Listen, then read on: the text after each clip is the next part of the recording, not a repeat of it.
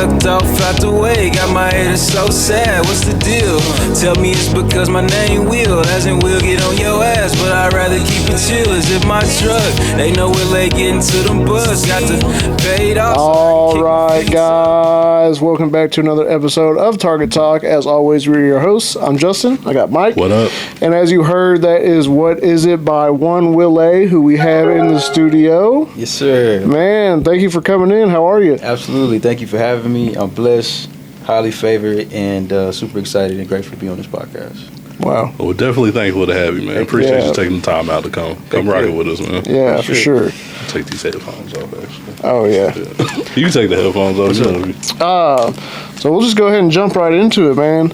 I always start off with this question, and it's either simple or it's hard, depending on how you take it. Okay. For the people who haven't heard of you yet, who is 1WILLAYE? Dang, yeah. Okay. 1WILLAYE is a wizard, cowboy, samurai archetype. And if you know anything about either of those archetypes, you understand. I'm a man of principle, a man of morale, a man of I stress the importance of timeliness, punctuality. I'm a stand-up dude who has a gift and refuses to die without sharing it with the world. That's really how I feel. That's all there is to it.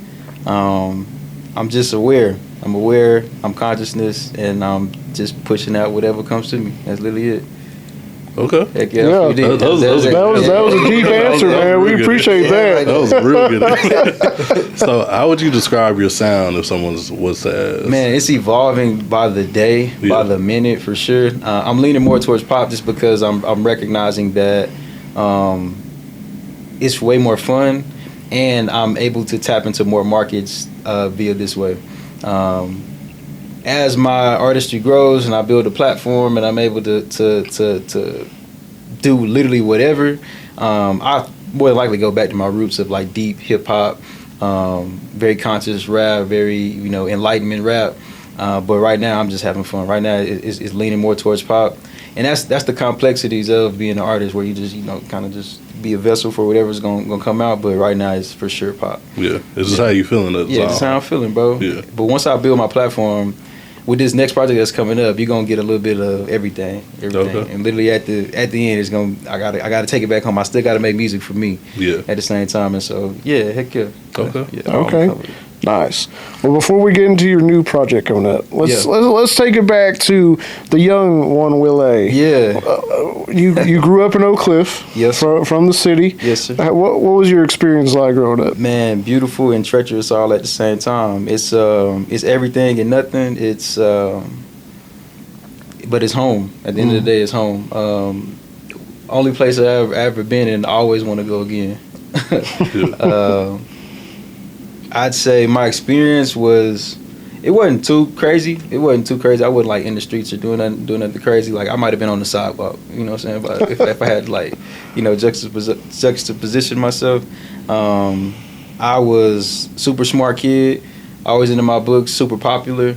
Everybody really rocked with me. I played sports up until like my sophomore year in high school, and then I was going to a magnet school called Townview. But then going to go play ball for Carter. And so one day I tried out for the basketball team at Carter, and it was supposed to be done at like 7 p.m. And it didn't finish till like 9. And I had a project due the next day that I did not start on.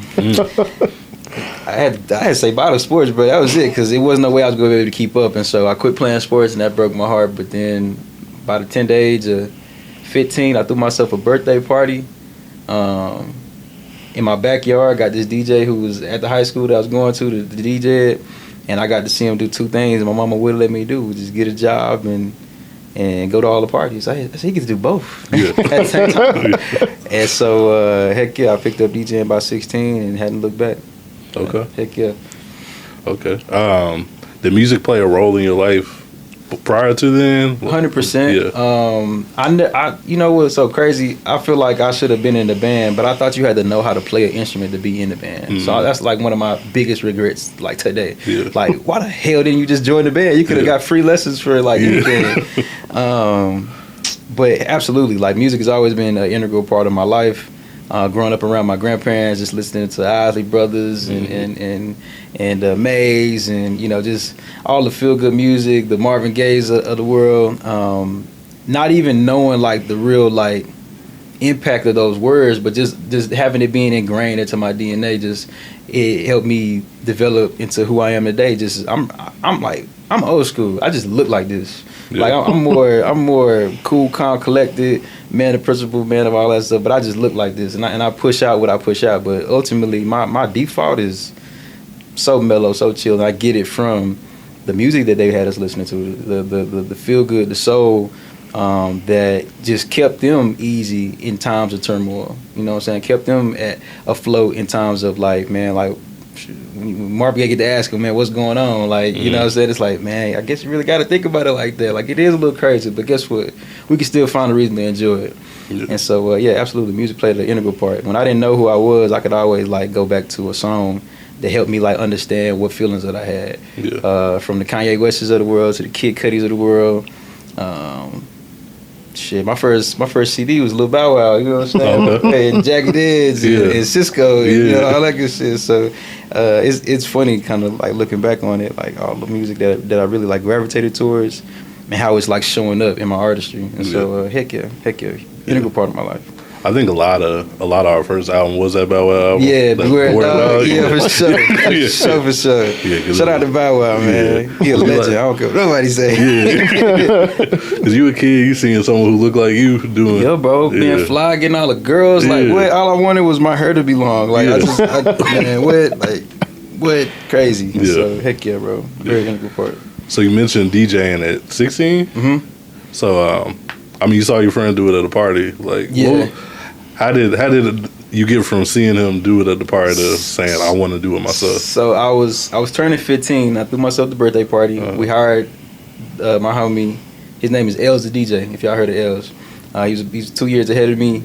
And like I said, I was super inspired. And so I told myself like, okay, I ain't got the bread right now, but I'm gonna get it. And so I used to mow lawns and tutor kids, and just whatever I could get my hands on, just save me about like $1,000 from all my starter equipment. Mm-hmm. Bought my starter equipment, and then threw a house party with my homies, Will Gerst and Charles Fraser, and shit, had to look back, bro. Just one gig after the next, just one gig turned into 3 more gigs, and 3 gigs turned into another opportunity. And before you know it, you're not doing the kid stuff no more. You're doing the big stuff, and then you get to college, and then they seeing you practicing your dorm room. And they like, wait a minute, you actually so let's put you on in front of the whole school, and then the whole school you do kickbacks, and so yeah, bro, just one step at a time just got me to literally chasing my dreams with it, going on tour twice. That led me to producing the platinum record, and then once I'm realizing like how much money you can make just by creating something like stationery, I'm like, and realizing like the influence that you have in your community or the youth in your community by doing cool stuff. Like nobody gonna listen to somebody they don't want to be like, or who ain't done something that they deem as cool.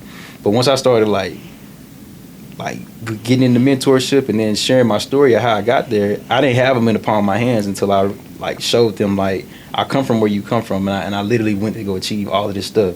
This is how you gonna get there though, by being punctual. Mm-hmm. This is how you gonna get there though, by doing all the little stuff right, being in position and being prepared for any moment that come your way, and dealing with the pressure of it, because you're never gonna stop dealing with stuff, but it's your reaction to it. And so, yeah, bro, I'm kind of all over the place a little right now. No, you're good, bro. At the same time, yeah, bro, like that's what got me to there. That's what got me to there. Just one gig at a time, hustling. It was out of necessity at one point. Like, shoot, Pops was gone and wasn't finna help. Lights was off. It's like, I'll find a way. Mama, you can drop me off at my gig. Like, I'm gonna go make me a $200 over here, $300 over here. And she started seeing. She's like, hey, yeah, we're gonna take you over there so you go get some money, so you can take care. So I never even had like a real job, like a McDonald's or none of that stuff. Like, it was always hustling, DJing, and it helped shape me into who I am today too. Just being somebody to where it's not even normal for me to go out to a party or to the club or to a bar, and I'm not like in the mix where it's like I could have done that so much better, or I could have, you just you if you sit in the pilot seat and then have to be one of the passengers, it's a little different. But at the same time, yeah, it helped me develop who I am. It helped establish my notoriety, and it could end all the day. I had a great one. Yeah. And it's because of DJing. It's because of music. So heck yeah. Yeah. Heck yeah. So you mentioned you're DJing, you're doing parties at school, then you end up in college. Went to Prairie View? Yes, sir. Yes, So sir. what was your experience like out there in Prairie View? Too much fun. It's- Too much fun. It's the best time of my life Yeah. for sure. Met some of my lifelong time friends. Lifelong friends. I don't know what's wrong with me today. Yeah, man. PV get a bad rep for being such a party school, but it's just kids. They handle their business. Everybody handle their business, and then we go party. You know what I'm saying? Because it ain't much to do out there. It's literally the country, bro. It's in the middle of nowhere. Grab you a tent, grab you a generator, some speakers, and some DJ equipment, and we finna have a ball. And that's what we did, bro. It wasn't like every weekend. There'd be a kickback or something every weekend, but like when it's time for the big stuff, like for homecoming week or for spring fest or something, 1 week out of each semester where it's about to be done, they calling with like You were providing the soundtrack. yeah, for it. bro, for sure. And we put PV on his head 5 years straight, and I think that I don't be liking to take all the credit, but their enrollment went up crazy. Like when stuff started like that new era of social media and stuff can go viral and this and that. They seeing the videos from parties being retunto. It's like that's the kid, bro. That's so it make people want to go there. Heck yeah. That's what that's me. And so yeah, man, it was everything. I love PV. That's one of the best decisions I made in my life. Like I said, lifelong friends that I'm still close with. That I'm always be close with. Yeah, it helped shape who I am today too. For real, every experience. I was civil engineering. That was my major while I was there. I finished in 4 years flat, summa cum laude, 381 GPA. Okay. Went back, did my master's right afterwards in community development. Finished that 4.0 in 3 semesters, fall, spring, summer, done. Yeah. And came on to work. Came back to Dallas. Started working for this construction company called Austin Commercial. And we did that for a year, and then got a chance to go on tour. And yeah, but you just asked me about PV. My bad. Yeah, no, it's all right. I'm just in it. I'm in that. First of all, congratulations, Yeah. man. bro. That's hard work right there. You bro. were doing all that while Yes, bro. People ask me that all the making time. everybody turn up. Yeah, bro. They was like, "How did you even?" I was like, "Bro, I took a lot of naps. I took a lot of naps, bro." Like, and my partners, my close friends was also my roommates. They was all barbers, and so it'd be a room full of 15 people, bro, just waiting to get their haircut. Just this barbershop, like, just all this. I'm just like, debates. bro, it sports debates, like, just it never ends. And so I just, after a while, I'm like, whatever, bro. I'm finna stop talking to y'all. When they know I walk in from a certain like time frame, like, all right, well, like, we'll see it a little bit, bro. He finna go take a nap, bro. He gotta go get his nap, and he gonna wake up before that alarm go off. Somehow or another, he up before the alarm. I'll make it to the living room, chit chat with people. Alarm will go off. All right, y'all, I gotta go. Yeah. Then go back to the grind, bro. Whether I'm studying in the lab or literally getting ready for a gig type stuff. Like it's time management. Yeah. It's time management. It's being on top of your time. That's the only thing you can't get back. That's the most valuable asset that you have. I was in control of my time. Yeah. That's really it. Thank you. Well, you mentioned going on tour. Yeah. What was that experience like, man, being a tour DJ? Experience of a lifetime. Especially with it being Megan, when she was like at her peak as far as I'm concerned, when stuff was really just taking off. I say that it wasn't her peak, but it was really, really like parabolic, exponential growth. Like, oh shit, it's up there. Very cool experience. Getting to be so up close to some people who are like really like admire their work as far as the Futures of the world, the Meek Mills of the world, the YGs, the DJ Mustards, is like being like we chilling right now. Like you YG, like, and you DJ Mustard, and we just just chilling in here, and it's like they don't know me at all, but I'm like, damn, this shit cool. And I'm not fanboying or nothing. It's just like this is every day, and I realize like, okay, it's work. People think like tours like just fun, turn up the whole time. It's like it's a whole bunch of waiting, and then a whole bunch of rushing. You hurry up to rush, you hurry up to wait, and then you wait to rush type stuff. And but you get used to it after a while, where it's like, okay, this is just what it takes. This is a part of the regime. It was everything. Experience of a lifetime. Good, bad, ugly, all of that. Like all of it. And I wouldn't trade it for anything. I should have took my ass back to work immediately after. That's what I should have did. But I didn't. Because I had to quit my job working for Austin Commercial to go on tour. While I was working for Austin, they used to call me up. BET Awards, VMA Awards, Rolling Louds, like just, whatever that was going on. And I would just take PTO. And I'd be on PTO still doing my work. And they'd be like, damn, Will, like, ain't you on vacation? Like, you returning emails faster than we could ignore them. I'm like, bro, I can't afford to not still push my stuff forward. I just can't do it there. And so, when it was time to go on tour, they asked me the question, like, hey, what you gonna do? And I was like, I'm not about to be in this motherfucker no more. Like, this it. Like, y'all been paying me what y'all can pay me, up until this point. But if you're gonna ask me to quit my job, like, woo. And Megan was like, she DM'd me one day out of nowhere, just like, well, I want you to be my DJ. And I was like, Megan, I've been waiting. Like, I said, woo, let's do it. And she was like, you're gonna have to quit your job. And I was like, you know y'all gonna have to pay. Right. And it was all good while it was good, but once it got a little wonky, that was pretty much it. And so, but yeah, no, I wouldn't trade it for anything, bro. Experience of a lifetime, 100%. Speaking of crazy experiences you had on tour, man. You ended up producing a beat. Yeah. Wow. Yeah. So concert. That wasn't on tour. It wasn't on tour. That was before. That's how I actually got hooked up with him. So this was like this was summer 2018. I have just finished fall and spring semester of my master's, and I'm still doing. I have to do an internship in order to go through my last course in order to pass with my master's. And so the internship that I got wasn't paid, so I was like showing up to this place doing all this work for free, and that's the first time I ever did some goofy shit like that. Excuse my language.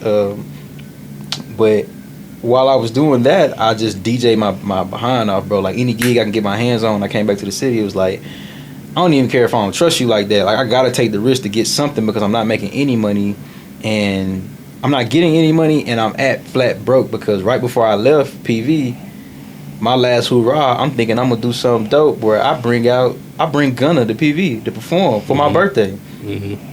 I'm talking about the whole PV is like, oh my God, well, like, you're a legend. This I ain't never seen Twitter go crazy like that for no promo party, nothing. I'm like, we good. Man, the day of that damn party, bro, it wasn't 20 people out there in that field, bro. And it happened because it was on a Tuesday, and it was finals, and people was like, I gotta study, and and I'm like, bro, fuck yeah. I went from being up college kid, bro, up like 10 plus bands for show to zero, bro. Zero with nothing to show for it. Cops wanting to arrest me. Dirty cops wanting to arrest me that night. Dirty security guards threatening to take my life if I don't pay them. And I'm like, I didn't even hire you. Like, I don't even, like, it was a nightmare, bro. On my birthday, and I'm just like, shit is going wild, bro. And I just like leave the madness for a little while, and I'm in this field, bro, just in the pitch black, and I'm just talking to God like, what is it that you need me to see right now? Like, what's up? Cause ain't no way this is going on right now. And he was like, you've been thinking it's you that makes all this stuff happen. You've been thinking this, you WILLAYE, you the man, and you get to do this and you get to do that. And it was just like, brother, it ain't you, brother, it's me. Whenever I say some stuff is gonna happen, that's when it's gonna happen. Whenever I give you provision over your life, that's when you will see provision in your life. But until then, it's my call. And that's when I start getting intentional. And so it's just crazy how right after that, fast forward to summer 2018, a good homie of mine was putting on this showcase where he booked Megan and he booked Lil Splurge to open up, to headline it. And he asked me to DJ, but I had already had a gig lined up. But on the day of, it got canceled. So I hit my homie, I'm like, hey bro, you still need a DJ? He was like, nah, not really, but I was like, bro, I just feel like DJing today, and I never feel like DJing, to be honest, because it's work. Yeah. And we're like, okay, bro, like, yeah, I pull up, bro. I just feel like you ain't got to pay me. I just feel like DJing.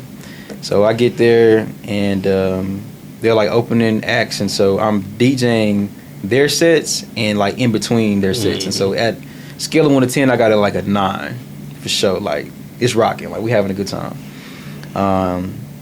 The night goes on, and Megan walks through the door, and she has to like pass the crowd to get to the back. Like that's how crazy it was. The Profit Bar. That it's not even a thing no more in Deep Ellum. Like it's not even there no more. But it was at the Profit Bar, and yeah, she makes it, and the crowd is going crazy, and I'm like, oh shit, check out Meg.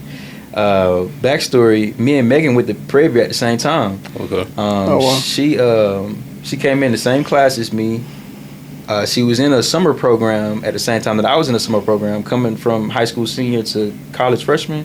But me and her never really crossed paths. Like her people knew my people and vice versa, but me and her never really crossed paths. But I knew that she had started rapping, and she had to have known that I was DJing. She always say she didn't know. I'm like, whatever, man. Whatever. And so, yeah, man, I'm seeing her walk in. I'm like, damn, that's hard. Like Megan got some star power. And so her management comes up to me. They give me a flash drive with 5 songs on it. They tell me, we only gonna perform 3. They only paid us for 3. We only performing 3. I'm like, all right, cool, that's fine. Just tell me what 3. So we go through the first 3 just fine. Boom, it's lit. All right, y'all, I'm about to go. They're like, no, keep going. And she, you know, she good to her fans, so she like, all right, let's do it. We go through the other 2. I'm like, perfect. That's easy money. Let's do it. She got it at like a 10 out of 10 for sure. Like it's lit. Like I'm like, damn, this is pretty cool. Like check Meg out. All right, y'all, I'm about to go. Crowd like, no, play the freestyle, do the freestyle. And I'm looking, shit, ain't no more songs in here. What the hell they talking about? What she talking about freestyle? So I'm looking back like, wait a minute. And she made it my fault. She was like, dang, y'all, the DJ ain't got my song. And they got the boom a little bit. Now I got mad, bro. I was like, nah, bro, you just take out rapping, you just do your part, and I'm gonna do my part. She didn't even want to rap. The crowd start rapping it, and as they start rapping it, I had been meaning to like do this like with another artist, with Ty Harris, but it just so happened that this happened. Like he was right there outside of me too when it happened. I was like, I'm just gonna make a beat. So I caught the cadence of what they was singing and shit. I hit that first 808, and you gotta remember, like 15 seconds before this, bro, I had nothing, bro. I was sitting up there looking so stupid, bro. I hit the first 808. And they start building it, and they start making the beat. I never felt energy like that before in my life. 20 out of 10 easily. Yeah. Like nothing but God, nothing but like right place, right time, being prepared, thinking on your feet. You know what I'm saying? Just being prepared.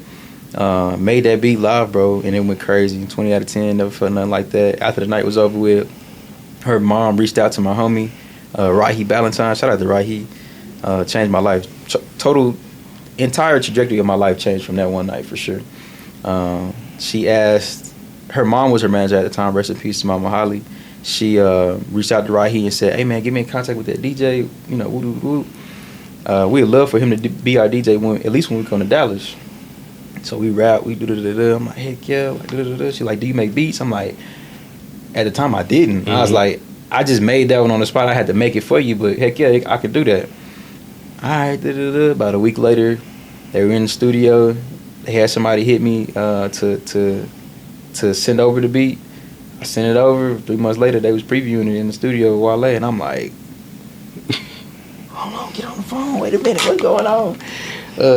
Trying to see what's happening. And so from there, that's the rest is history, bro. Yeah. Sex Talk, it went platinum some time ago. I can't remember. I felt a little comfortable with that over me.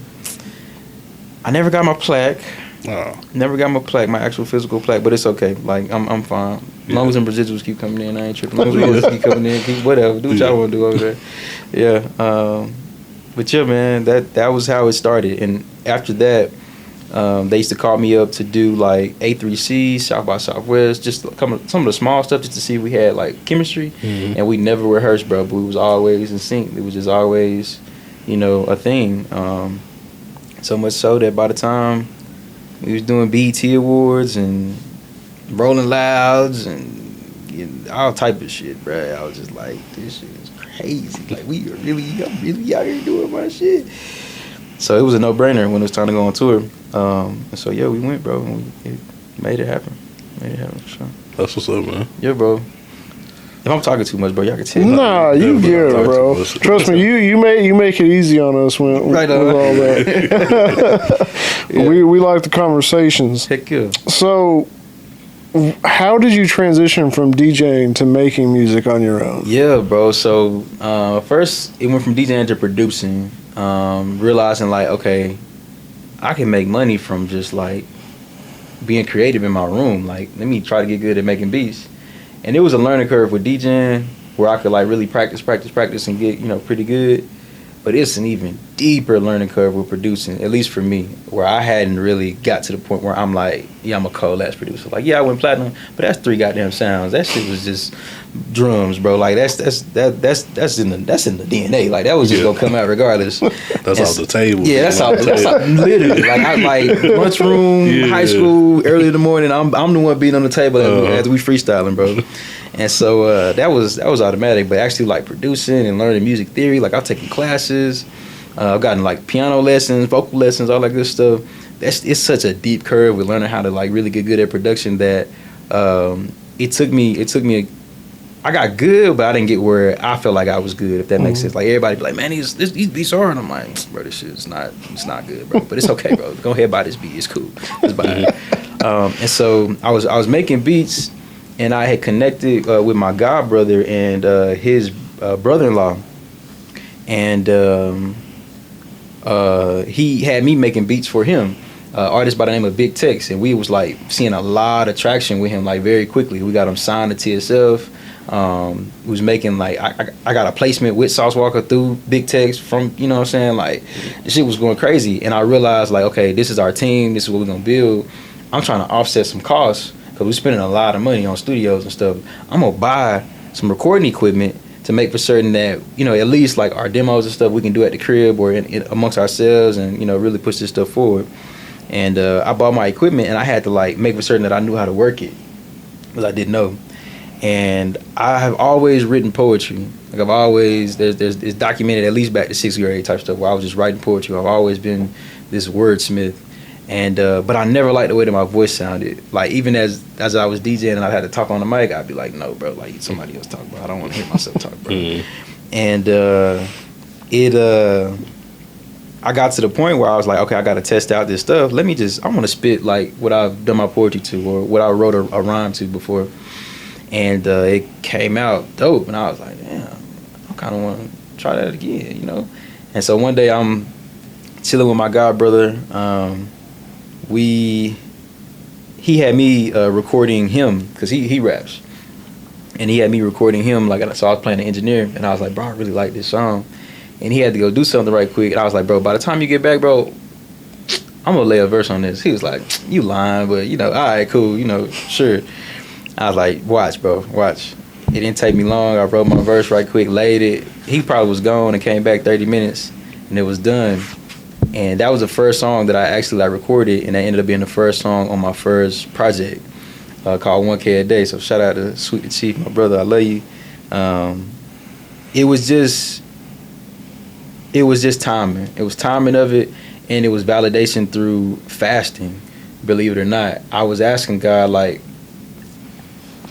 what do I need to be doing to really take it from A to B? Like, I had this vision for my life. I had this trajectory for my life that I know is something that I'm supposed to like achieve, but how do I get there? And he just kept screaming music, and he kept showing me. And I remember I recorded some songs, and I sent them to some close friends of mine, and one of them being Avion, DJ Does It All. And he was like, bro, I've heard you DJ and I've heard you produce. You getting out the hood with rapping, bro. Like, I don't know what it is, bro, but no. Pause. He was like, bro, you have the voice for it. You definitely got the image for it. You got the personality for it, bro. And you actually like saying something. And you actually like pretty good at it. You gonna get out of here by doing that. And so I just kept putting in my reps, bro. Just getting more comfortable with being behind a microphone, having an idea and bringing it to life is like one of the greatest feelings ever, bro. Like having something in my mind and not tangible to it being tangible because I decided to like be fearless and just sharing it, nothing like it. For y'all to say like, man, what is it is one, I'm like, bro, that's crazy, because it just, when it hit me, and I was like, you know what, I'm gonna do this, bro. I just know the shock value alone is what's gonna get people, and it works. You know what I'm saying? It's just being in position, just being a vessel, being a conduit for the energy of the other universe, it works. And so that's what the journey was like, bro. It was through fasting. It was through confirmation of good friends. It was through just timing of opportunity where I was trying to solve one problem and end up solving a whole nother. So, yeah, bro. That's what the journey's been like. Okay. To get to this point. Heck yeah. Damn, I'm talking a lot. So what was that? Okay. What was that reception like when you stepped out as 1WILLAYE as opposed to Oh man, DJ? people was like, bro, you not DJing no more? Like, you're not, what's going on, bro? Like, who is this? Like, I'm like, bro, just let me stop DJing for long enough and push out enough music so people can like conceptualize in their mind that okay, he makes music now. He's not just, this is not no play stuff. He's not BSing. This is like something that he's serious about, and he happens to be pretty good at it. Yeah, it took a minute for the general public to warm up to the idea, but I just was diligent in like, no, I need people to understand like this is what I really want to do. Yeah. And I feel like I'm having way more fun making music than I ever did playing somebody else's type stuff. Yeah. Yeah. Cool. Well, you dropped your debut tape, The Wizard, back in 2023. Yep. How did it feel having a full project out there? It felt great, bro. And I didn't even know how great or how appreciative I should have been of myself for being fearless enough to like drop a tape. Like them being literally the first 10 songs I ever recorded and them being the first 10 songs that I ever put out like immediately after. I used to get on my rapper homies like so much, like, bro, why are you holding on to so much music, bro? Like, you have all this dope music, just put it out, bro. Yeah. Now that I'm an artist, like, I 1000% understand where they be coming from, because I'm like, bro, it's not ready, or it's not the time for it, or it's not, whatever poor ass excuse that we can come up with. But absolutely, it felt great, bro. It felt magical. It felt like everything that I could have asked for, and I got a really good feedback from it. People were really like excited and sat with the music for long enough. Some of the songs that I didn't think was like, gonna be anything, like people really gravitated towards, and yeah, bro, it's just cool. It's just cool to see people like rock with your stuff. So heck yeah. Yeah, that's crazy. Just record 10 songs and put them out, like, bro. Like, that don't happen. Yeah. That, like first 10, just like, you know what? Yeah, here. Yeah. And being confident enough, and like looking back, I'm like, bro, they were not mixed well. They were not mastered well. They was not. I could have did this way better. Like, you didn't even have your voice together. Like a whole bunch of stuff. But just being fearless enough to do it is everything. Sometimes that's better because like that's you. That's no matter what. It's wrong. 100%. So that bro. I want to get back to that. Yeah. And I feel like I'm doing that with this next tape where I'm like, man, these just the best 8 songs that not the best 8 songs, but just what make the most sense based on the trajectory that I'm going. I just need to put it out. Yeah. I just need to pick a date and put it out. 8/8, let's do it. Boom. Forever, boom, let's do it. Come on. Yeah. Zayla, hurry up. Zayla. Tomorrow's your deadline. I'm just saying, I ain't saying nothing. Yeah. So how do you feel like you've grown as an artist since dropping The Wizard? Oh man, every time I record, I feel like I got better. Yeah. Just with breathing, with cadence, with enunciation, being clear. Just having once you like have made it to the finish line enough, you'll recognize like, okay, this is what it takes to get to the finish line. Like once you do it like really, really well, you're like, okay, I've been doing that wrong. Let me. You have to begin with the end in mind, but if you've never been to the end or know what like a real polished like record sounds like and feels like, then you it takes a minute to get to that point. But now that I've like made some songs that I believe in my heart of hearts is like hits that can go on the radio, that can go in movies, TV shows, that I can see it, that I can feel it, I'm like, okay, just channel that energy, allow yourself to be the vessel for that, and just present it well, market it well. I think that's the next task for me, is doing stuff like this, where you're doing media runs, where you're getting in front of people's face, in front of enough cameras, showing enough personality, so they can kind of fall in love with what it means to know 1WILLAYE. You know what I'm saying? And so, yeah, bro. Yeah. I can't remember what your question was. I just be talking, bro. You gotta forgive me. I'd say that's how you grown since The Wizard, but no, 100%. Okay, you answer the question. I covered the bases. I don't know. I'm thorough. Very thorough, but we love it, man. Yeah, for sure. Right, well, last year you made waves with Close to You. Yeah. Featuring the Loners Club. Heck yeah. Shout out to Loners. I love you. How did that song come about? So I wrote the song. I had a muse, and I wrote the song, but I realized I couldn't sing it, but I knew I had a hit. And so I went to Zayla, and I was like, hey man, I need to come record with you. I got some stuff that I really, really believe in, I want to push. And so anything that I felt like I really want to push, then I was going to go to Zayla for it, to record it there and push it forward. And played it for her. She was like, heck yeah. And so we were in the studio. We were at MediaTek. So we in the big studio, big ass, you know what I'm saying, all the boards and shit. I'm feeling a little official and shit. We finished doing my part, and I do the demo for the hook. But I'm like, man, I know I need somebody else to sing it. I can't sing. Like, I just can't. And I've been trying. I need to get some vocal lessons or something, but I don't know. It's one day it'll get there. But we were talking. She invited Debbie Stones to the session, and we were just talking like who we thought would be a good fit for it. First we were thinking a guy, and I was like, nah, I got to be a girl. And then I think Debbie just threw out like Loners Club, and I was like, yes, 100%. Like, because I've been a fan of Loners since I first heard her, and I first heard her live, where she was singing the same way on that track live. I was like, nah, like, I told myself then, I was like, if I ever start doing music, I'm gonna connect with her. And so when it came to fruition, I was like, yes, 100%. We did it. We hit her up. I think maybe a week or two later, we got her in the studio to record, and she knocked it out the park. It was easy money. She loved the song. We connected on another one called Symmetry that I probably love more than Close to You, which is crazy. And she knocked that one out the park as well. She gave me more confidence to sing, and so that's why you actually hear me singing on Symmetry, on the hook more than her.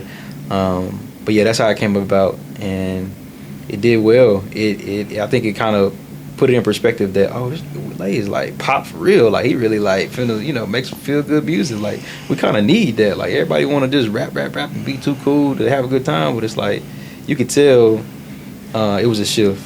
At least from where I'm standing in my world, I could feel a shift from that record. So it's very near and dear to my heart for sure. Yeah, I mean, it got you some nominations, Yeah. You brought home some hardware for it. Yeah. I almost brought home two. I almost brought home best song of the year. That's, man, I wanted that so bad. I wanted it so bad. What was that experience like at the Entertainment Awards? Very dope. Shout out to Desi. He did a great job putting that on. It was very cool. It made me feel like I was a part. And while I'm not really big on feeling a part because I'm so like engulfed in my own world and feel like I'm not to poop on where I'm from, but I feel like I'm so much bigger than Dallas that I try not to get so caught up in any of the politics or any of that stuff. But it did make me feel like, okay, here's your stamp of approval that, nah, bro, you belong here, if not like further. Yeah.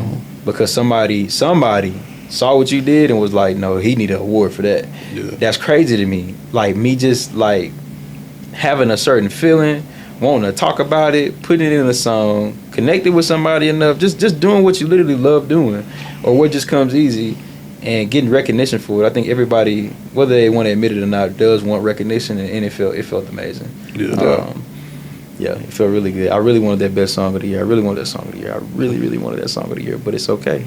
Because I bet, what is it? I bet, if what is nominated, I bet we win that motherfucker this year. You know what I'm saying? So, shout out to Dallas Entertainment Awards. Shout out to Desi.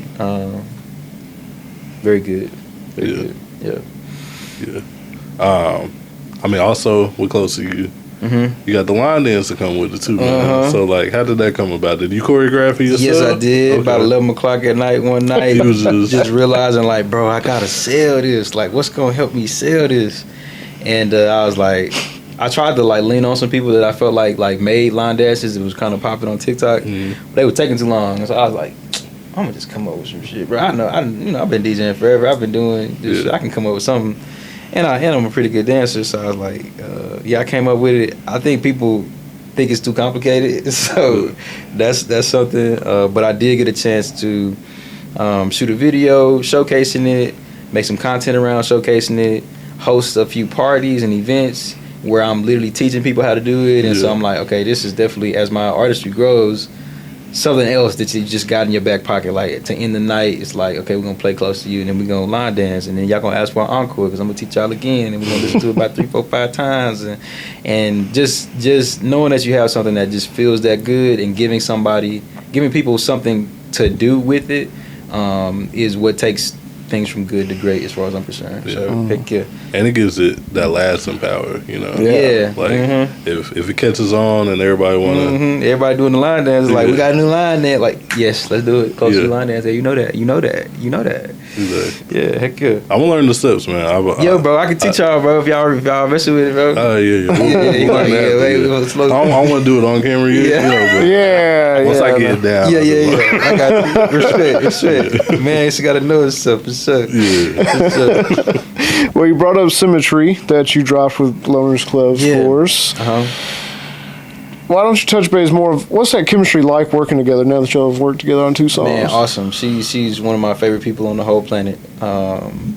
Super dope spirit, life of the party, but very like real and down to earth all at the same time. You would think like somebody that talented could have like some snobbiness to her, and maybe she does. Maybe she does. She knows that, but it's like loving. Like it still Right. comes from a very loving place. Great chemistry. She trusts me. I trust her. As far as my pen and her voice, I think I expect more of her than she expects of herself. Sometimes she's like, "You think I could just do that?" I'm like, "Yeah, I do." Like, come on, try it. But at the same time, I think we work really, really well together. I can't wait to come up with something else that I know that she can knock out the park in. We talked about making plans for me to like write songs for her band, where we perform those together, and so I'm really looking forward to that. But we all be so busy, it just be. We gonna link, bro. We gonna link. Let's link, and then it don't never link, and so it'll happen, but you know, in due time. But yeah, I love Loner. She's the homie.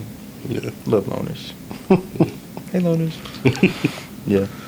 Let's talk about next year's winner of Best Song at the Dallas Entertainment Awards. You dropped What Is It on July 4th, man. Yeah. What was your approach to the song? I know you said you're leaning into your pop bag. Yeah, with this for one. sure. So like, to be honest, I had written the song to like a beat that's similar to the original, to Webby, To the Webby like one, a Southern player, you know what I'm saying, instrumental, but it wasn't hitting the same. Like I couldn't get it to like feel authentically Southern, and I was like, bruh, I was on the phone late night on FaceTime with my gal, and I was like, bro, I need something else. Like I was putting together this project, and I was like, bro, I need at least one more song, and I don't have. I need 8 songs. Like I got 7. I need 8 songs for dropping on 8/8. Like I need that, but I don't have nothing right now. So I was looking for beats, and I was like, okay, everything is sounding and popish, so I need to find something popish, and I ran across that beat, bro, and it immediately just, like I just felt it, and I was like, okay, I love it. But what the fuck do I say on here? Like I don't even know what to say on here. And I was going through my notes, and I saw that I still didn't have a good fit for What Is It, for the song, what I wrote. And I was like, you know what? I'm gonna just try that motherfucker. And so I didn't even record it at home. I didn't do no demo. I didn't do none of that shit. I went straight to Zayla like the next day with that instrumental. And I said, hey, I got this idea. Just kind of fuck with me on it. Just tell me what you think about it once I do it. And so I put on this like super Justin Timberlake popish ass voice, like whoa, like just really channeled that, and was like one take, bro. Yeah. One take. That whole song is one take. Yeah. Like Wow. just breath control, like just feeling it, and I knew immediately. I was like, once I heard it back, I was like, yeah, I did that. Yeah, that was it. That was it. And first, Sailor was kind of fighting me on it because we went back and forth on like how my tonality should be. Should it be more Southern? Should it be popish? But I was like, it just feels the best, like coming out with this tonality, and it worked. So none of my other songs had that same tonality, but I'm realizing like, okay, now that's what people want to expect. Now I need to kind of evolve into making that a thing, and it's not gonna lie, it's hard. Unless it hits you, it's just not gonna hit me, and I just gotta treat it as such. Like if it hit me, then do it. But if it don't hit you, don't force it. And that's literally my mantra. Like we're not forcing nothing when it comes to music. If you do, it ain't gonna work. And I don't put nothing out unless I get a sign from the universe, or I literally have somebody telling me like, Like, bro, where's that video, bro? Wasn't you recording the video? Or dang, bro, when you gonna drop this song, bro? Like, once the universe confirms that it wants it, then I know that is when it's time to actually release it. If nobody's checking for it, nobody asking about it, man, you can keep that shit, because nobody wants that, bro. You're doing it for the public to entertain people. And music can be therapeutic and for you, but if that's what you're gonna have to be for you, then you gotta understand that that's the result you're gonna get. It's for you. Yeah. But if you're gonna do something to put yourself in a financial position, or increase your fame, increase your clout, like all this stuff matters, then you have to do it for the people that you're doing it for. And so bro, that's how it came about. Immediately, I was like, I got this motherfucker. I did that. Yeah. So much so that I had played it for a couple other people, and I played them some songs before I played What Is It, and they was like, I like What Is It more than that. And so I was like, that same day, Spade TV was doing like these music reviews, and me and my manager kept going back and forth on like, bro, we need to get on Spade, And I'm like, bro, I'm not paying to get on Spade, bro. Like, I'm like, and shout out to Spade TV. I love Spade TV. Y'all showed so much love and respect. And y'all don't even know it, but I soaked up so much game just in a small amount of time I got to spend with y'all. But I was like, bro, if they doing a music review, I'm gonna win, bro. I'm gonna win this. I'm gonna pay $30 instead of whatever their price is. I'm gonna win this, and I'm gonna do me a performance on this album. Yeah. And I was like, watch this, bro. James didn't want to believe. Sweet, you ain't want to believe him. He ain't believe in the song for real like that. I was like, no, bro. Like, I'm doing it, and I submitted it. Waited all damn night, bro. I'm talking about, like, I got skipped so many times, bro. I was like, bro, okay, let me just type in here, like, play 1WILLAYE. Sorry, I'm yelling. And they finally was like, okay, he been waiting for me. Let's add him on here. And I'm like, all right, cool. They played it. Immediately you see reaction. Like, immediately you see people like, oh shit, like, what the fuck? Like, niggas, boys in there like, man, I feel like doing a line of coke right now. Like, I feel like I'm in the 80s, bro. I feel like I'm like, yes, that's what we need. They listen to the verse. They like, damn, this, all right, he hitting his out. Then the hook come on, and it's like, oh, wait a minute, he went there with it. Like, man, that's crazy. Like, nobody was expecting that, and so that's literally, as I've been studying, like, what literally works as far as the psychology of songs and how you can really tap into that dopamine in there and make people really want to like rock with your stuff. It made sense. I wasn't really aiming for that, but that's where it landed. As soon as it did, I was like, it makes sense why it works. Everything makes so much sense why this works. I hit every little mark that they'll tell you to go make you a hit. So I'm like, okay, cool. I know I go do that again. I can do that some more. I can go put that together to make for certain that I'm gonna find myself in some movies, or some TV shows, or some commercials, or something. Like, I'm trying to be on Stranger Things. I'm trying to put what is it in Stranger Things, like, immediately. And so, yeah, bro, I cannot remember the question. I don't remember the question either, it's cool, bro. It's cool, right? It's cool, bro. Yeah, bro, but I think it's that combination of that super poppy beat, and then you come in with like just a historical, like deep rooted hip hop hook on there. Yeah. It's like, oh, okay, wait a minute, what? I never thought it was like, okay, cool. So we can keep doing that. Shout out to Webby. When the time comes, when the song blow up, we're gonna definitely rap about your percentages and all that good stuff. We're gonna make sure that you take care of. Just be cool with me, please, because I'm trying to make it. You feel me? So just we're gonna take care of you automatically. Don't step on it, but just don't. Early. Yeah, but just damn, man. I'm trying to see what that be like. I ain't never had that ever happen to me before. Okay. I think one thing with songs nowadays, especially, is like that hook is just as important as the verse. 100%. If not more important. Exactly. If not more important, seriously. It's the hook. It's literally what gets their ass and keeps their ass. Bro. And having it be infectious, having it be simple enough that anybody could sing along. And having something that feels familiar to them, even if it's not the exact same words, it might be the same like melody, but just in a different key or pitch down or whatever the case may be. Just having something familiar to it. You want to do a lot of your stuff original, and I do plan on having a lot of original music. But in order to break in, I haven't seen nobody break in without a sample. Yeah. like all the major artists that I listen to on a regular basis now, for the most part, in this era of music, they had some type of sample that they helped them break in, and it was like, okay, cool, now they can start making their own music and put it out there. And so, I did it my way. And I really believe in the record. I want to put it in front of the right people. I want some sync licenses. I want all that stuff, just to see. I want to be on the radio. That's where the real money at, and that can go on the radio any day of the week. Oh yeah, yeah. Because I think something important that you did. You pretty much censor yourself for most of the song. Boom. Yeah. To make it real marketable. Yes. I'm all about marketability. Yeah. Like when you look at me, it's like we can put them in front of any crowd we want to. Yeah. The kids that's over here, that's super cool.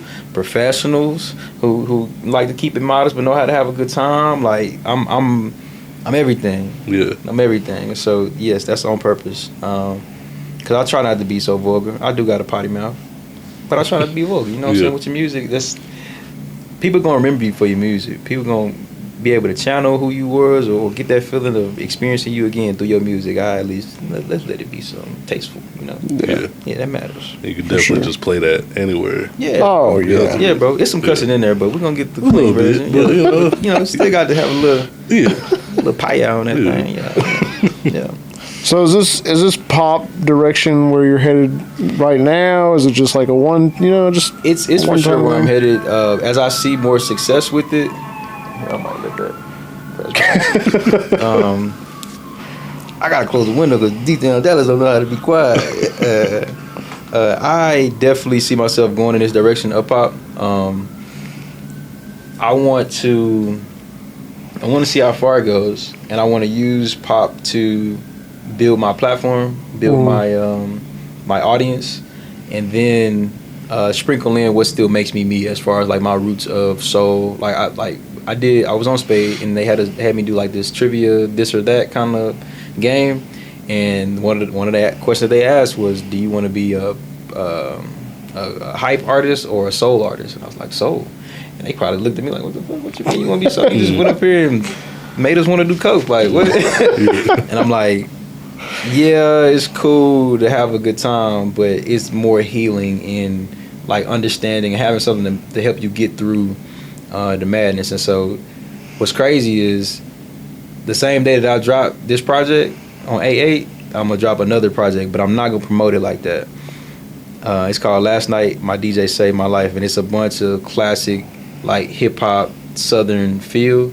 I did the project, me and my god brother Sweet the Chief, and so it's like a joint project where it's more near and dear to my heart as far as like who I am as an artist and who I am as a person. So yeah, I'm gonna push out the pop. I'm gonna promote the pop. I'm gonna make a bag off the pop. But I'm gonna keep it street for sure every time, bro, because that's really who I am. And if I get so lost in the sauce, then I don't get to hold on to myself. And that's all I'm doing this for. I want my time back, and I love me. You know what I'm saying? Every facet of me. But what's near and dear to me, what keeps me grounded, is this stuff over here. So we're gonna push this. That's how we're gonna push this. We're gonna get that check, and we're gonna get that influence, and we're gonna build that platform, and we're gonna let the kids know that we cool, that you can actually go do this stuff too if you be on top of your stuff. But then we're gonna give you this medicine over here. Yeah. We're gonna put some of that medicine in this candy over here, and then we're gonna save the world, and then we can die happy, you know. There you go, man. I see the vision, man. I'm with it. Yeah, bro. One step at a time. Yeah. How has your approach to songwriting changed from the early days to now? At first, it was just whatever came to mind. Now it's like, okay, I challenge myself like to write a hit. Or like stay on topic with this right here. Don't just whatever words come in your head, just say those words. No, it's not just that. It's like curate a feeling, curate an emotion, focus on a topic that you know would grab people's attention and keep people's attention, and then be as clever as you can in between that. I pride myself on being multi-alumni. Shout out to Big Crit, where it's a rhyme within a rhyme within a rhyme type stuff. Right. It gets complex. It doesn't allow people to sometimes digest it the first time, but as you keep listening, like, wait a minute, WILLAYE really rapping his ass off. Like, he really is like, he went from being a DJ to a producer, and now he really rap his ass off. Like, what can this motherfucker do? I don't know. When I find out, I'll let y'all know. But in the meantime, between time, yes, I definitely approach it way more methodical, way more with more precision on what is my goal. I begin with the end in mind these days. I'm thinking about like how when it's time to perform this, do I need to make sure that I can breathe?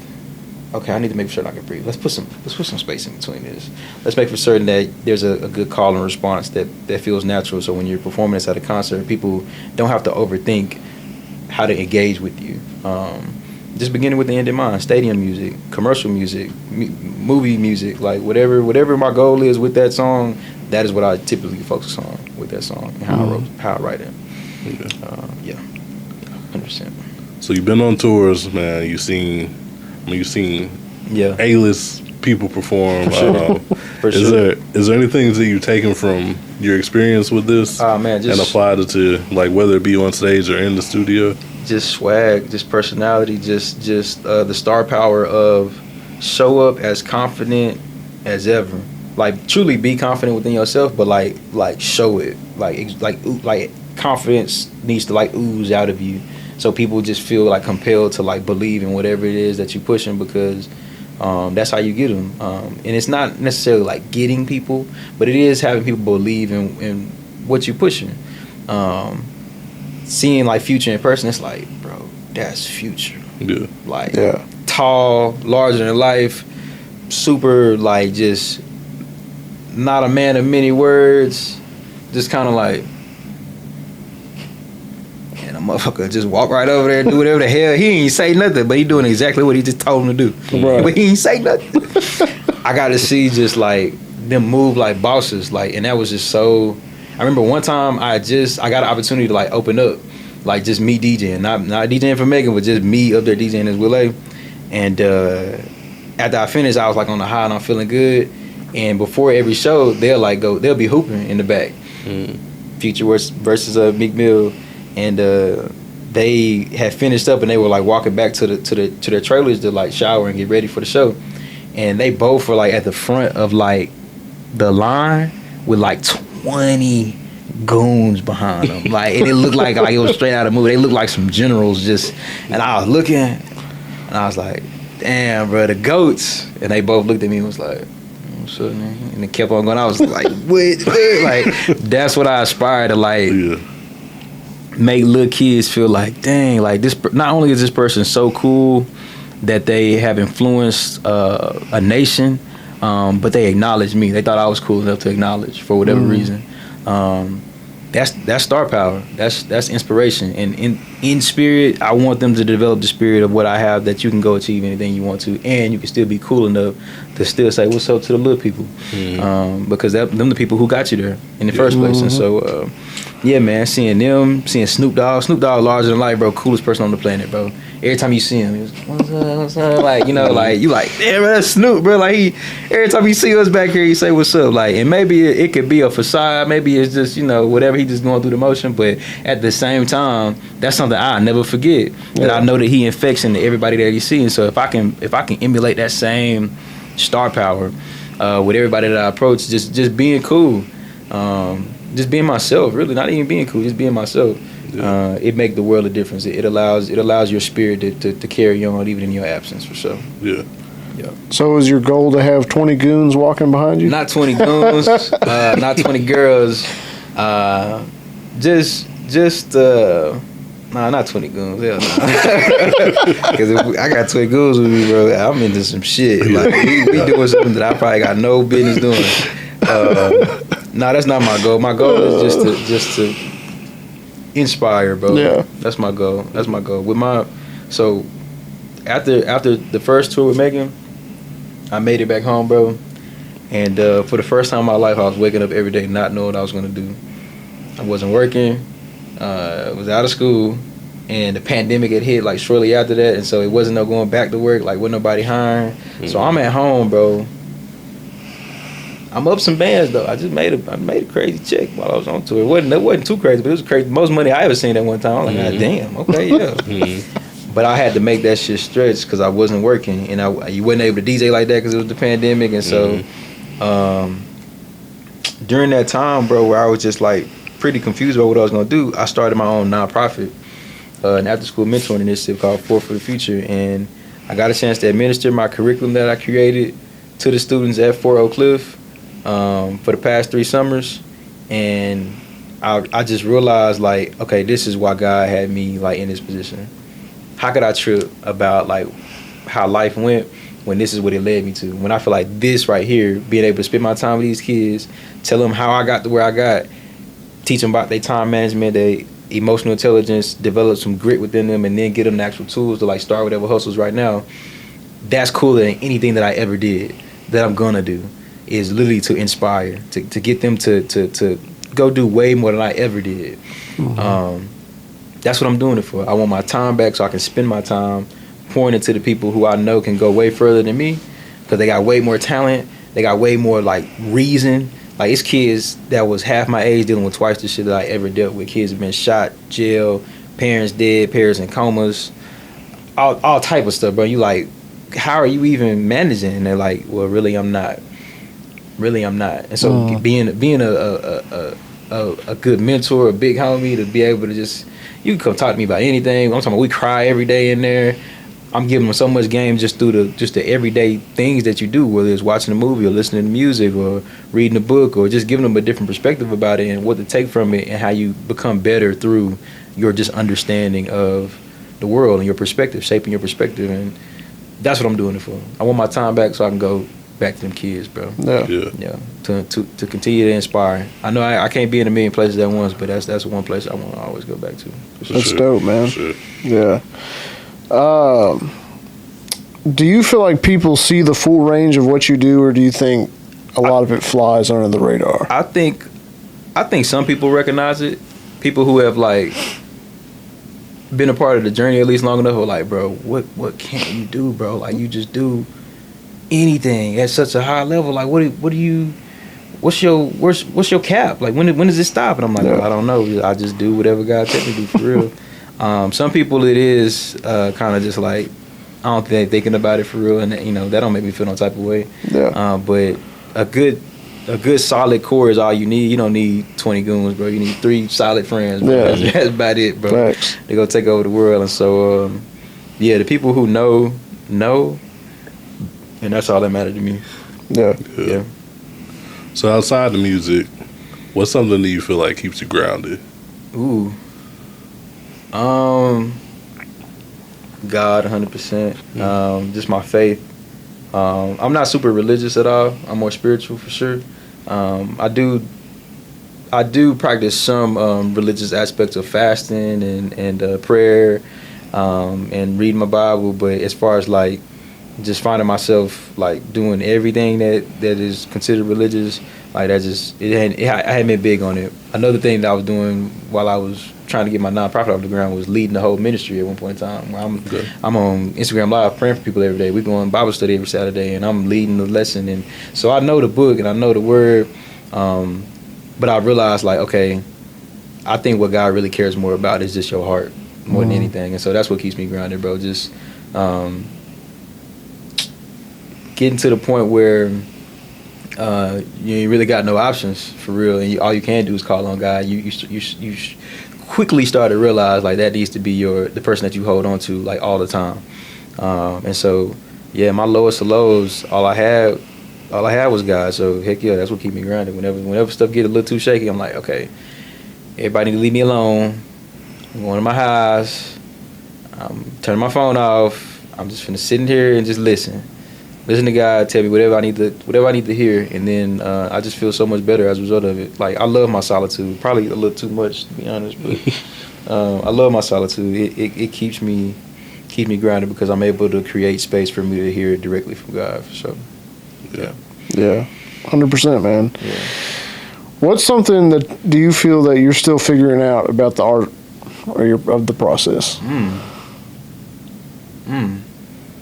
Marketing. I realized that ads work well, but it'll kind of, this algorithm stuff is killing me, bro. I don't understand, like, what do y'all want, bro? What do you want? Instagram, what do you want? That's something that I don't have the code cracked on. I'm still figuring that out. I know how to make good music. I don't have the connections just yet to get in front of the right people. And at the same time, I do. Like, I know enough people in the industry that I know are like 2 phone calls away or 1 phone call away from it being in the right hands. But I want to. Another one of my goals with music is just to create a pipeline for the underground person who wants to really take it there and who has the potential to take it there. Yeah. Because just because you rap don't mean that you're supposed to be like rich and famous. Like, it's okay, bro. Just rap. You probably should just go to therapy or something, because that's what's going on. But that's a whole nother. Yeah. When it comes to what I don't understand, it's just how do I really? Because I feel like I've done enough, like growing this way, like outward, to where I got a good network of people. I know who to call on for X, Y, and Z. I got backups on backups on backups. How do I network this way? Right. That's what I don't have figured out just yet. I'm not social enough. I don't kiss people ass. I'm not finna be begging for no attention. I'm not finna be begging for no opportunity. I'm gonna do good work. You're gonna notice it, and then you're gonna come rock with me if you rock with me. But I'm not. I think that's my pride, but it's also been the driving force that allows me to get to the point where I know I'm undeniable. Like, that was my word for the year, undeniable. Where it was like, if you don't like this, bro, you just hating. Like, you just gotta be hating, bro. There's nothing wrong with what I just put out. Like, everything about this is super crisp, it's super good, infectious. If you don't like this, if you're not rocking with this, it's just because you hating. And that's okay that you hating, but at least you got to admit that to yourself, because you know this is good. And so it's not the creation of the art, it's just finding the best way to get it in front of the right people to achieve these goals. That's what I don't got understood right now. Yeah. It's on the way. Yeah. So I feel like, I mean, that was your answer music wise, but other than music, what's something you feel like you're trying to get better at right now? Without putting y'all too much in my business. Yeah, I mean, I don't no. feel like You good. That's a great question though. That's making me think. I'm pretty good at keeping my composure.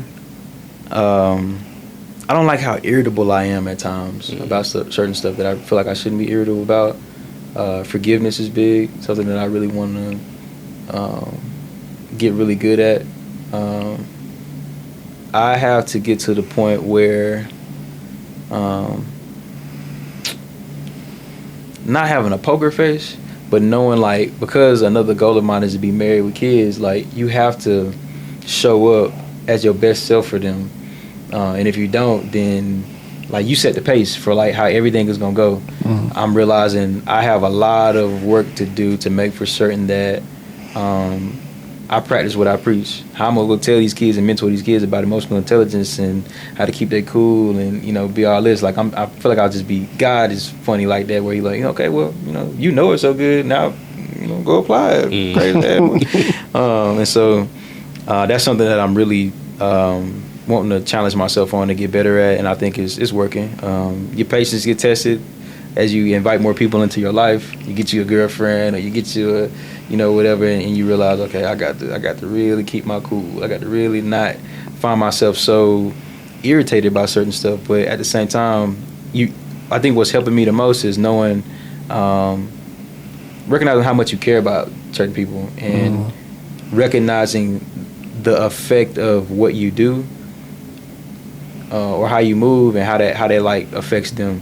That's what's keeping me grounded and like helping me, like, okay, bro,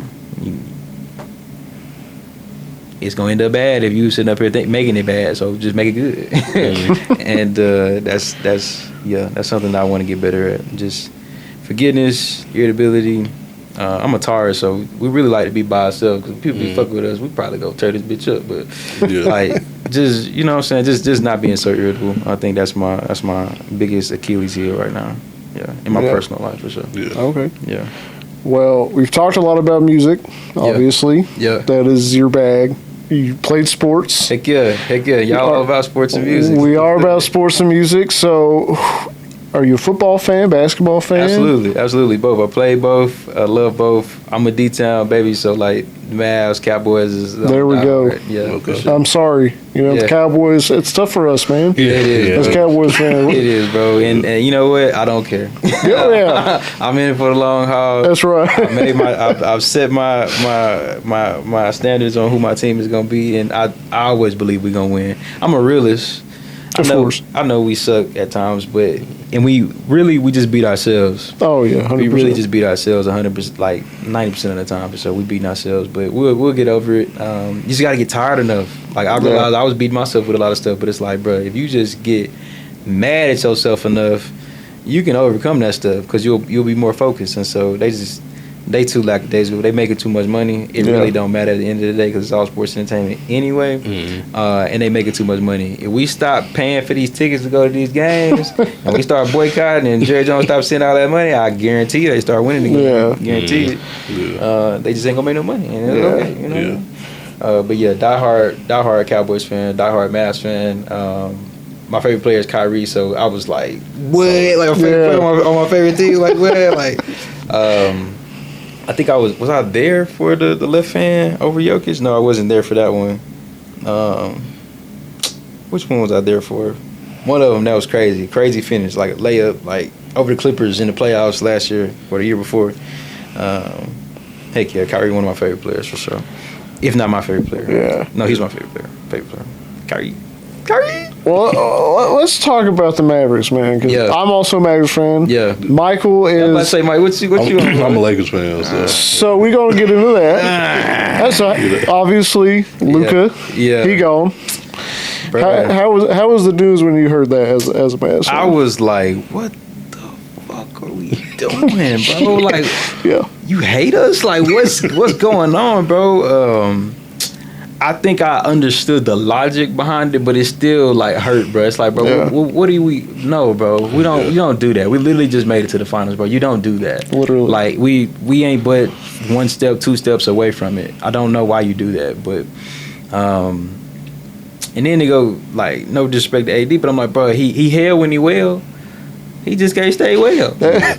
I've been preaching that to Mike. He's like, oh, he's good in the playoffs. Oh, well, he's got to play in the playoffs. Play like the greatest attribute is availability. Yeah. Can you play, bro? No? Okay, then you can't do shit for me right about Literally. Now, so, yeah, bro. I think being removed from sports, like coming, having to quit playing sports to start DJing back in high school, it kind of removed me from it a little bit where I'm not super into it, but I still die hard for sure. Like I can't tell you everybody's stats and who won this year and got all that shit, but yeah, all my homies for sure. That's like their favorite pastime. At work, barbershop, like everywhere I go, everybody just always debating sports. I'm like, yeah, bro. Yeah. What'd you play in high school? Basketball and football. What position, my bad? Oh, okay, cornerback, a safety. They called it wing, so like slot receiver. Okay.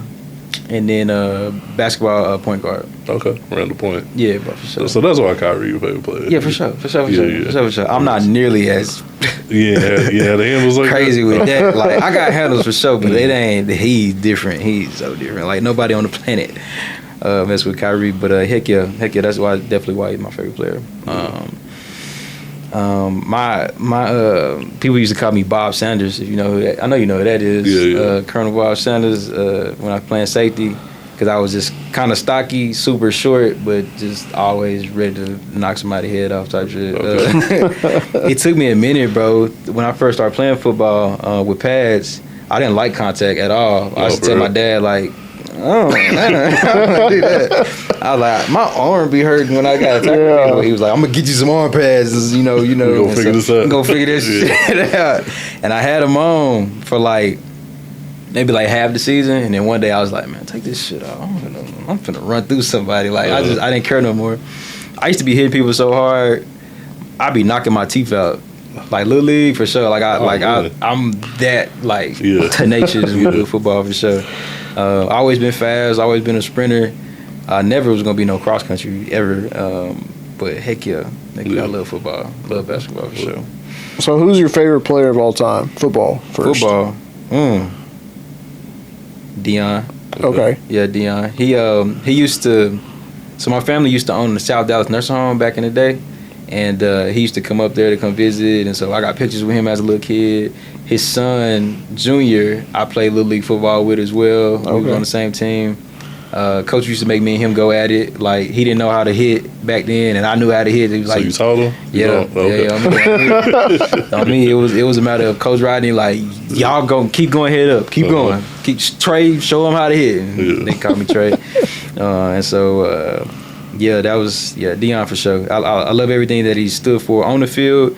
Just utmost confidence, being prepared, being a professional, and then off the field as well. Like, you look at his life, you look at his legacy, and that's all a man could ever ask for real. For sure, Yeah. for sure. All right. Oh, go ahead. Oh, no. Oh, you ain't got nothing? No. I got something. Yeah, what's up? All right. Kyrie is your favorite basketball player of all time. Yeah.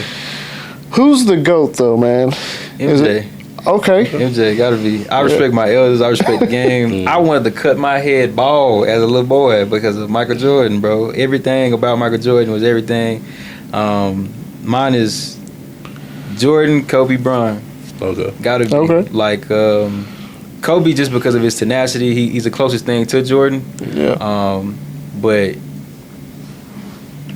killer instinct is gonna trump just whatever attributes that Bron got. Like, Bron, okay, basketball player, cool. You're basketball player, but like the GOAT, the greatest. Like, who do I want having the ball? Yeah. 3 seconds left. Get a goddamn ball to Jordan. Get a goddamn ball to Kobe. Mm-hmm. Get a ball to LeBron to pass it to Kobe. Yeah. Give LeBron the ball to pass it to Jordan. That's what I want. And so, like, all respect to him too. Like LeBron, like, you can't deny his greatness. You just can't. Like, he has all the accolades to back it, everything. But nah, my GOATs, Michael Jordan, then Kobe Bryant. So, Not mad at it. Nah. yo, bro, what about y'all? My personal GOAT, Yeah. Kobe. Okay. I think when we look at stats, though, statistically, I can't argue against Bron. Yeah. But I'm argue against Bron when it comes to Kobe. So, Yeah, for sure. It is what it is. I mean, my personal is Dirk. Okay. Hometown hero. Okay, yeah. I know he's not like, the greatest. I'm mad at that. But that's my personal favorite. But yeah, I'd I have love to that, get. bro. That's a great answer, Yeah. bro, for real. Shit, Dirk did it, bro, by himself. Yeah. I mean, hey, that's what I'm saying. Yeah, he did it by himself against, like, Hardest championship to win, man. Yeah, the Kobe, Bron, was it who else? He went to OKC, Went through. Oh, damn, yeah, swept Yep. the Lakers. bro, that don't happen, bro. Yeah. That don't No. happen. So heck yeah. Shout out to Dirk, man. Yeah. But out of like LeBron, MJ, I don't know what I've said before, so someone could be like, "Oh, he's contradicting himself." Like now, episode 30. Because I kind I go back and forth, but I think like realistically, you gotta go with Jordan. Yeah. And there's nothing against LeBron. I mean, LeBron's Yeah. Yeah, we're Great. not denying his greatness at all. no, We talking top players who ever played the game. So Impact. yeah. Come on, bro. Yeah. Who gets the ball? I'm Get not mad at that. the ball to Jordan. Yeah. Heck yeah. So if you were to build a starting five Oh man. of artists, we ain't gonna do basketball. Okay. Artists, Even man. harder, bro. What you mean? It might be harder. Who would you put in there? Oh man. Gotta have Kanye in there. Okay. Okay. Is there a cutoff? You talking about Is old there a Kanye, new Is there a Kanye? cutoff point with Kanye? Or we- I mean, for sure, old Kanye, just cause like, Not like unmatched for sure. Yeah. Damn. Okay, my top five. My top five is Kendrick, Cole, Crit, Future, and Rick Ross. Okay. Rick So, Ross. Yeah, that's my Okay. top five. It's like artists who I don't have a bad day listening to them. Yeah. 6 is Larry June. No. 6 is Nipsey. 7 is Dom. 8 is Larry June. 9 is.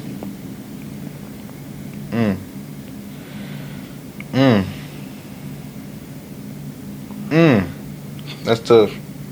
Cause they only got 2 more spots.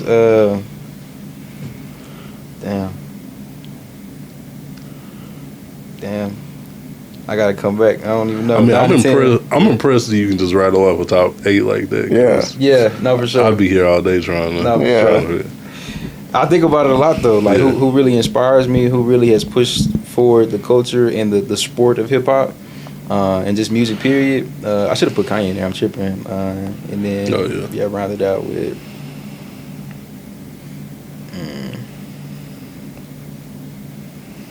I always say Brent Faiyaz. Okay. As far as music, for sure. I like what he did. He definitely hit a pocket in music that was a mirror of society. Yeah. As far as I'm concerned, just like the era of young adulthood that we grew up in, as far as it being kind of toxic, but it's still lover boys, but it's like complex and simple and all that. Like he embodied that shit really well. Yeah. So if you had to recite a song word for word that's not yours, what would it be? You got one? Platinum Chanel, Dom Kennedy. Okay. Yeah. Is that my cue to do it now? No. We got the instrumental right here. Funny you say that. It's like we knew you were gonna pick that, bro. We got you. Yeah, no, for sure. So that's the one, you see them posters say like gun to your head if you had to do No, for sure, that's it. That's the one. Bar for bar, bro. The whole shebang. Yeah. I need to practice, not have to say it on camera. Someone might pull up to you. Yeah, bro. Like, hey, bro, I heard you was right on target. Now I'm right on target. And you got the honor what you said. No, I got it. Shout out to Dom Kennedy. He definitely gave me so much game through his music. Helped shape like who I was, especially in high school. Yeah. Definitely was an inspiration for me even making music. So heck yeah. Shout out to Dom K. So I mean, you played with a whole bunch of different sounds and everything. Yeah. What's something that you haven't done musically that you want to try? Ooh.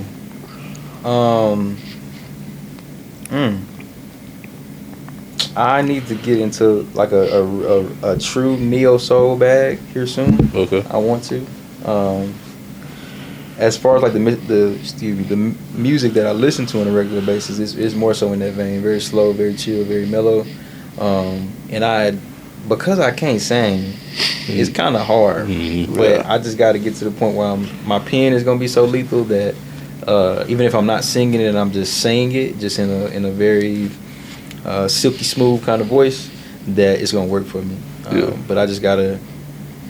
That's next on my list, bro. To actually make music that is more soulful, way more soulful. Yeah. Something that relates to what you grew up listening to. 100%. 100%. How it starts, how it ends. Yeah, for sure. So looking back at everything that you've done so far, what moment or what experience are you most proud of?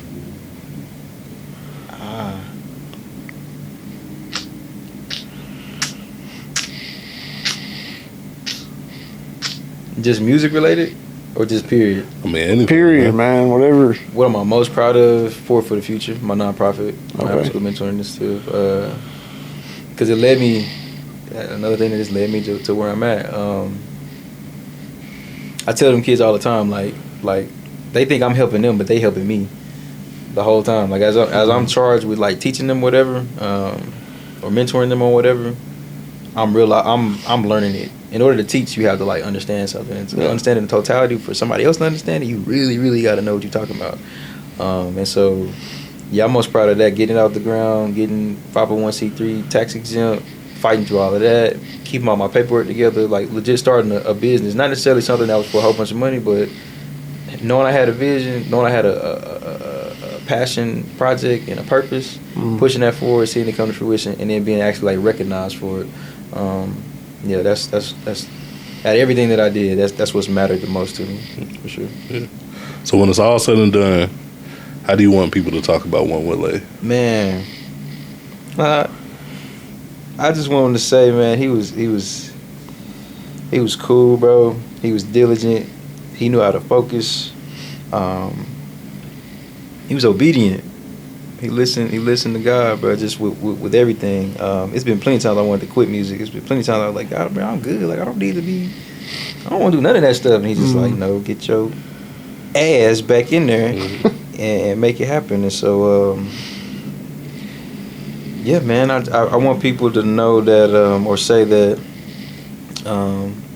he was a solid friend, that he always had some good advice, that he was genuine, that he didn't do anything like just to be doing it or to be fake. It was everything that he did was genuine. That he wasn't perfect, but he was very real about everything. He would admit his faults before you could find out his faults. That's how it really was. That he loved hard. That he put family first, and he had a good time. Even if he was quiet, even if he was in the corner just by himself, just chilling, he was having a great time. Yeah. So, yeah, that's what I want people to say. Okay. That's deep, man. Well, last question. What's next? Forever and Ever.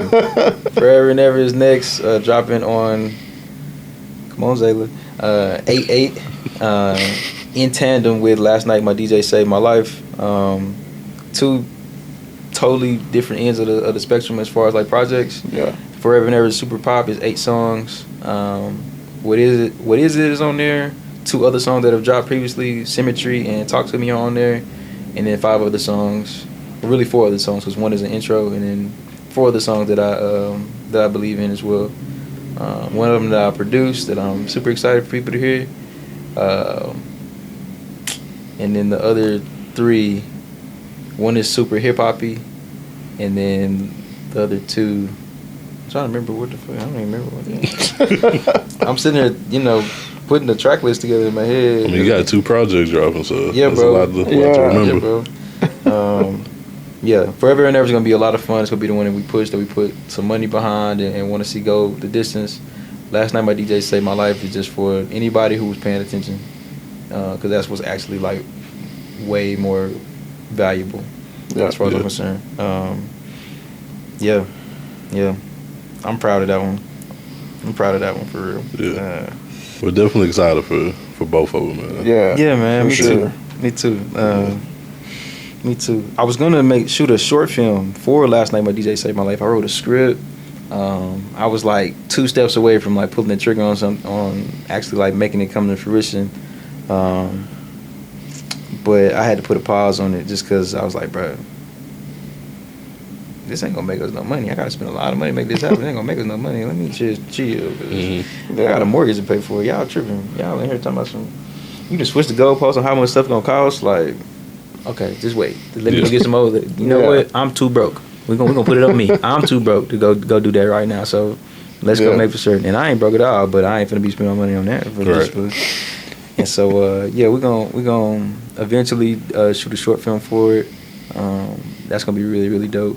I'm actually I'm going to be a part of a short film where I'm like one of the extras in the back type stuff. A good homie of mine is getting his master's in cinematography, and his final project is to shoot a short film. And he's gonna come to Dallas.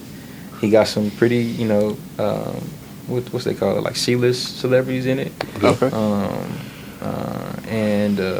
That'll be cool. What else is coming up? We're gonna try to do a media run. We're gonna do on some more podcasts, some more like live performance platforms. So the Spade TV thing was a good open up the window for a lot of stuff.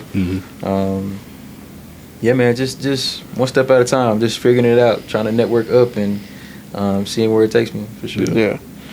Well, looking forward to seeing all of it, man. Yeah. Don't try not to enjoy other podcasts as much as you enjoyed this one. Right, man. No, this was dope, bro. I'm just kidding, man. No, for sure. No, we excited for what you got coming up, man. Yeah, for sure. It's a long time coming. I know we rescheduled like 3, 4, 5 times. I'm so sorry. Oh, you good, That's bro. all good, man. Yeah, bro. But I wanted to make good on my word. I appreciate you guys for even being interested. This was super dope to be here. Yeah. You guys had amazing hospitality. Like, you couldn't ask for more. Seriously. So keep doing what y'all doing. I'm excited to see how y'all grow, bro. Appreciate it, man. Appreciate it. Well, we're locked in now, so we good. For sure. Gotta invite y'all to the next show. Y'all didn't get a chance to see me perform. No, Tune stuff. She was. I love Tune, but we was like running behind on time on the schedule, and I'm like, bro, I got stuff to go do. Like, I'm so sorry, but like something going on in here, but it ain't finna be me. So I'm love you, Tune. Bye, Tune. Bye, go, Tune. Yeah. She was sad, but everybody understood. Yeah. That ran real late too, so I feel bro. It was. I was like, bro, it's time to go. So it's okay. It's time to go. But yeah, man. I was gonna have this show in Austin, opening up for Isaiah Falls. Okay. Manager had scored that, but somehow or another, Isaiah Falls' label like rejected it, didn't want anybody, like no openers, no none of that stuff, and so it was already locked in. We got the flyer, we've been waiting on the flyer, finally got the flyer, post the flyer. Nah, bro, take it down, bro. They trip. I'm like, bro, what's up? And so sure enough, politics, bro. Like that's one thing about like that I seriously don't have figured out, and it's just because I'm not finna kiss nobody's ass. Like, I'm not doing it. Nobody is above the God that I serve, bro. No, bro. I go humbly to God. That's about it. Yeah. And so, yeah, bro. That really did motivate me to curate my own little mini Texas tour. Okay. Dallas, Houston, Austin. But I realized it's just not good timing just yet. I got to build more of a buzz. Try to get popping on TikTok with these dances. Got these crazy ass songs that's gonna make it work. And so. Yeah, man. We're gonna push it forward for sure. Yeah. For sure. Well, before we get out of here, man, tell the people where they can find you at. Heck yeah, 1WILLAYE the Wizard, Mr. Check the Figures. You can find me on Instagram and Twitter at the number 1 WILLAYE. That's 1WILLAYE. It's right there. Right there, you know what I'm saying? Spelled just like that, man. Yeah, Same thing on Apple Music, Spotify, Apple Music, Spotify, Tidal. Yeah, every streaming platform. That's where we're at. YouTube. Yeah, man. Just find me. Check me out. Follow my story.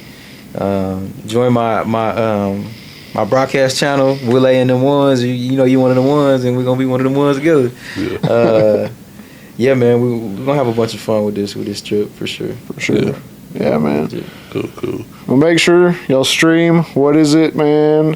8/8. We got the projects coming out. Run that up. Yes, sir. Stay on the lookout for it. Yeah. Heck yeah. But thank you so much for coming, man. Thank you for having me, man. All right. But until next time, man, we out. Peace.